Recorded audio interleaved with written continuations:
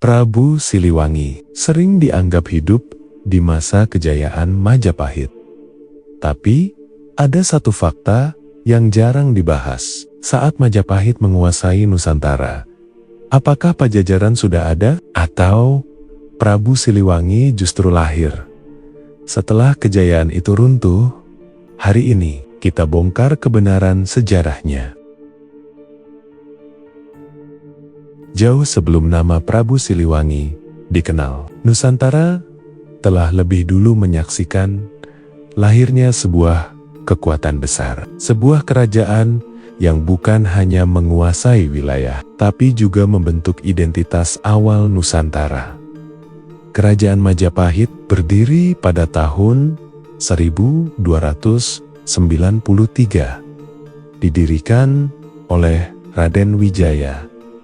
Dari tanah Jawa Timur, lahirlah mimpi besar tentang persatuan.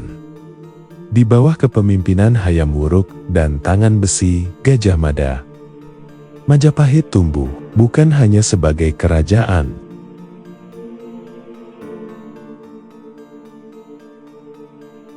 tapi sebagai simbol awal Nusantara yang satu. Di tengah kejayaan kerajaan Majapahit, lahirlah sebuah janji yang mengubah arah sejarah. Seorang patih berdiri di hadapan kerajaan bukan sebagai pelayan, tapi sebagai penjaga takdir Nusantara. Namanya Gajah Mada.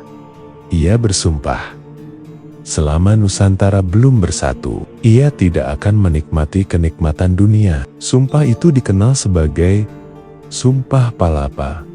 Bukan sekadar kata-kata, tapi api yang membakar ambisi sebuah peradaban.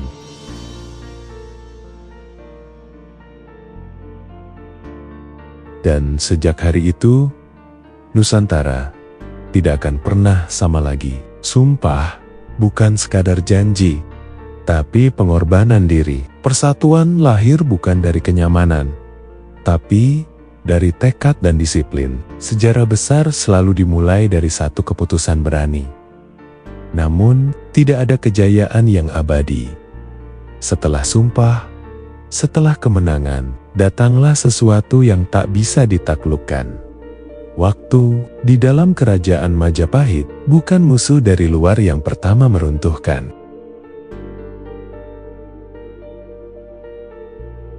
tapi perpecahan dari dalam. Ambisi berubah menjadi perebutan. Persatuan perlahan menjadi kenangan. Dan satu persatu, cahaya itu mulai padam. Kota yang dulu gemerlap menjadi sunyi. Istana yang dulu megah ditinggalkan waktu, hingga akhirnya Majapahit runtuh. Tapi yang benar-benar hilang bukanlah kerajaannya, melainkan rasa persatuan yang pernah menyatukan Nusantara.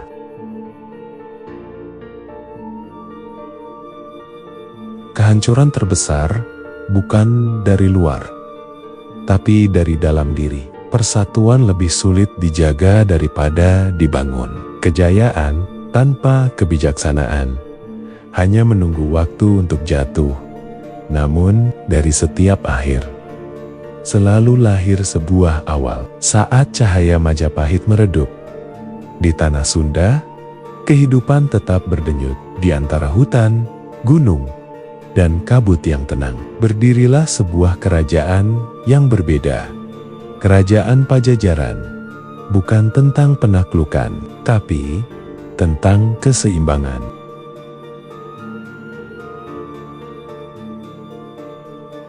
Di sanalah muncul sosok yang hingga kini diselimuti legenda. Seorang raja yang tidak hanya memimpin dengan kekuatan, tapi dengan kebijaksanaan.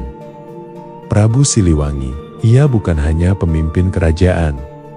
Ia adalah simbol harmoni antara manusia, alam, dan kekuatan yang tak terlihat.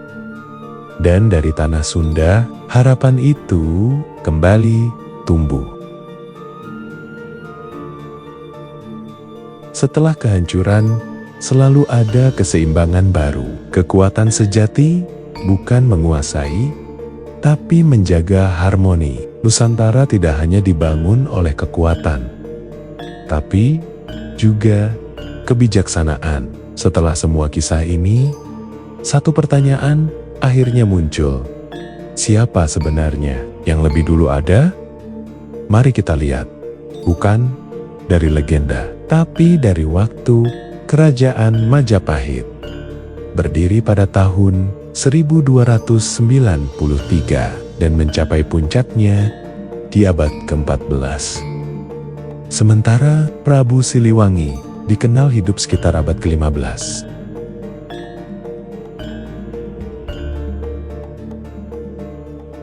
Artinya, Majapahit sudah besar bahkan sebelum Prabu Siliwangi muncul.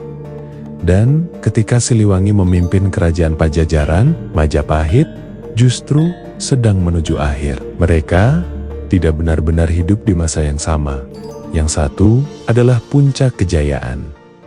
Yang lain adalah harapan setelah keruntuhan. Dan disitulah sejarah sering disalahpahami.